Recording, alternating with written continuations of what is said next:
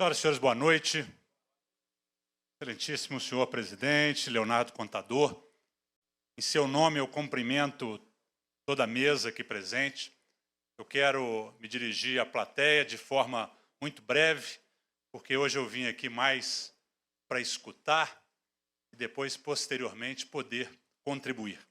Cumprimento o vereador Xerel, em nome de quem eu cumprimento os demais vereadores, meu respeito por essa Casa Legislativa.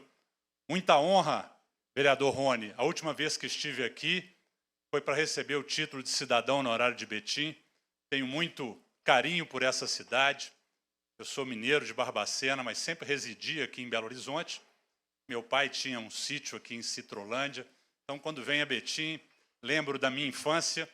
E, especificamente, hoje vamos tratar de educação, que, para mim, é uma pauta muito cara. Eu comentava aqui com o capitão Davi, talvez o maior desafio da minha carreira tenha sido, no último dia 22 de outubro, ter representado Minas Gerais lá no Supremo Tribunal Federal, numa audiência pública convocada pelo ministro Gilmar Mendes, que hoje é o relator de uma ação direta de inconstitucionalidade que os partidos PT e PSOL entraram contra o projeto de lei, contra a lei sancionada lá pelo governador do estado de São Paulo, Tarcísio. Naquela oportunidade, eu pude conversar sobre, como sempre fiz, queria me apresentar antes, eu sou médico veterinário de formação, sou formado na Universidade Federal de Minas Gerais, universidade pública que também fiz o meu mestrado, fiz doutorado na Universidade Federal Rural do Rio de Janeiro e pós-doutorado na Universidade Federal de Viçosa. Durante minha vida inteira, transitei entre a formação civil e a formação militar, onde fui professor durante 23 anos da Academia Militar das Agulhas Negras, que é a nossa universidade, que forma o bacharel em Ciências Militares, lá em Resende, no Rio de Janeiro.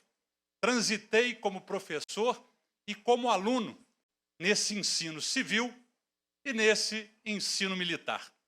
E como coroamento da minha percepção desse tema, meu filho foi aluno do Colégio Militar aqui de Belo Horizonte. Quando fui eleito deputado estadual, ainda na ativa do Exército Brasileiro, em 2018, eu entrei com um objetivo muito claro e muito bem definido, que eu pudesse cooperar com a sociedade mineira, com a expertise que eu desenvolvi durante esses meus 30 anos de carreira como médico veterinário, como professor e como militar. E tinha como objetivo precípuo tentar entregar, especialmente para aquela população mais vulnerável e mais carente, aquilo que eu tive como privilégio, por ser militar, de ter um filho estudando no colégio militar, que é um privilégio, por que não dizer assim, dos militares do Exército e também, no caso de Minas Gerais, um privilégio dos militares do Corpo de Bombeiros e da Polícia Militar, no caso dos colégios Tiradentes. É muito bom fazermos essa digressão de entender o que é a escola militar, os colégios militares, que em Minas Gerais nós temos 32, são 30 colégios Tiradentes e 2 colégios do Exército, sendo um em Belo Horizonte, esse que meu filho se formou, e um em Juiz de Fora. E qual a proposta? Lá em 2019, quando assumi o meu primeiro mandato, eu assumi a presidência da Frente Parlamentar em defesa das escolas cívico-militares.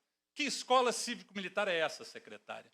É um modelo híbrido para poder oferecer, repito, àqueles que mais precisam, uma oportunidade, com escolha democrática, livre, de colocarem os seus filhos num colégio que preze pela disciplina, pela organização e sempre de uma maneira voluntária, democrática e opcional. Conversava aqui com a secretária, nós temos hoje em Betim, segundo a informação dela, mais de 100 escolas na rede municipal, outras escolas contratadas, mais de 70 escolas com Fundamental 1 e Fundamental 2. Então, quando chega a proposta da escola cívico-militar, é justamente uma busca na educação pública tradicional desse modelo de excelência consagrado. E quem consagrou o modelo de excelência das escolas militares foram os resultados do IDEB, os resultados que nós temos com relação à aprovação no Enem e outros índices da nossa educação. Então, essa discussão aqui hoje é para trazer para a cidade de Betim resultados outros que já foram fundamentados. Por exemplo, cito aqui um exemplo da cidade de Buritis, lá no noroeste de Minas, em que nós temos hoje a ABMIL lá já com uma experiência de 6 escolas cívico-militares funcionando na rede pública municipal, com 1.400 alunos estudando nesse modelo. Temos outras escolas em Uberlândia, escolas em Paracatu, escolas no Prata, escolas em Riachinho, São Francisco. Temos uma escola municipal que eu tive o prazer de levar lá com o prefeito, aliás, 2 em São João Nepomuceno, isso para dizer das experiências da rede municipal. Pois nós temos em Minas Gerais hoje 9 escolas cívico-militares na rede estadual funcionando. E que, desde o ano passado, nós tivemos os militares das Forças Armadas aposentados, substituídos pelos nossos bombeiros militares aqui no estado de Minas Gerais. Então já é uma experiência exitosa, que existem já resultados concretos e que nós não estamos falando em cima de sonhos e suposições que eu falava, capitão Davi, lá em 2019, quando o modelo ainda não existia, e as pessoas me falavam: poxa, deputado, será que nós conseguiremos, numa escola da rede municipal, em que as crianças não serão selecionadas, será respeitado o zoneamento democrático estabelecido pela proximidade da escola, será que nós iremos verificar ali o mesmo crescimento, os mesmos resultados do IDEB que nós observamos nas outras escolas? Pois esses resultados já são reais. Para quem é da educação sabe que o IDEB é uma régua, né? O Índice de Desenvolvimento da Educação Básica, criado em 2007 pelo governo federal, para avaliar esse índice de desenvolvimento da educação. Então, eu sempre digo que contra números não existem argumentos. Nós temos, nesses resultados do IDEB, resultados concretos de que aquele mesmo índice de sucesso que nós temos nas escolas militares pudessem ser translocados também para a rede municipal. E quando eu falo dos resultados do IDEB, da rede pública, se hoje tivermos aí a curiosidade de verificarmos as 30 primeiras escolas da rede pública da rede estadual, dessas 30 escolas, 23 são escolas militares. Portanto, nessa busca pela excelência, buscando, mais uma vez eu digo, oferecer mais uma opção no cardápio da educação para que as famílias, de livre e espontânea vontade, possam matricular os seus filhos. Matricular os seus filhos no modelo híbrido, cívico-militar. Eu falo com a experiência de pai que, às vezes, eu era cobrado e me diziam: poxa, o Henrique está muito indisciplinado. Eu falava: não se esqueça, o Henrique é uma criança. Nós não vamos transformar crianças em soldados. O colégio militar é uma escola, não é um quartel.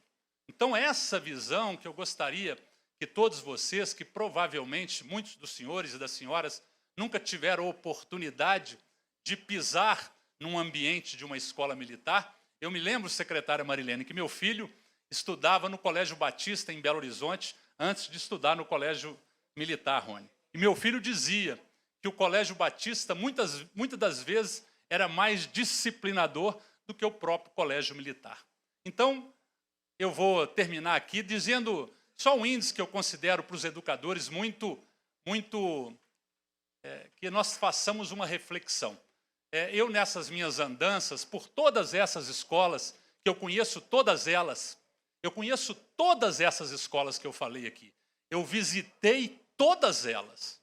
Eu disse da minha experiência como aluno, como professor e como pai. Então, eu estou falando aqui de algo que eu conheço na teoria e na prática. Eu queria passar para vocês todos só um dado. Um tempo de aula normal tem 50 minutos. Para quem é professor sabe. Tem 50 minutos de aula. Foram cronometradas nas escolas públicas e fizeram um trabalho estatístico de, para cada 50 minutos de aula efetivo de forma estatística, 21 minutos é o tempo que o professor efetivamente tem de transmissão de conhecimento na média. considerando o atraso, considerando a chamada, considerando a bagunça, considerando os tempos anexos, que quem é professor, como eu, sabe que a gente acaba perdendo com uma indisciplina ou talvez falta de hábitos de disciplina dos nossos alunos dentro de sala de aula. Quando nós levamos essa mesma pesquisa para uma escola cívico-militar ou para uma escola militar, esse tempo de 21 minutos sobe para 41 minutos. Então, só os hábitos, só a ordem, só o fato de ter um aluno ali que é o chefe de turma, que apresenta, isso tudo parece insignificante, mas isso traz um reflexo direto no tempo que o professor tem para a transmissão do conhecimento.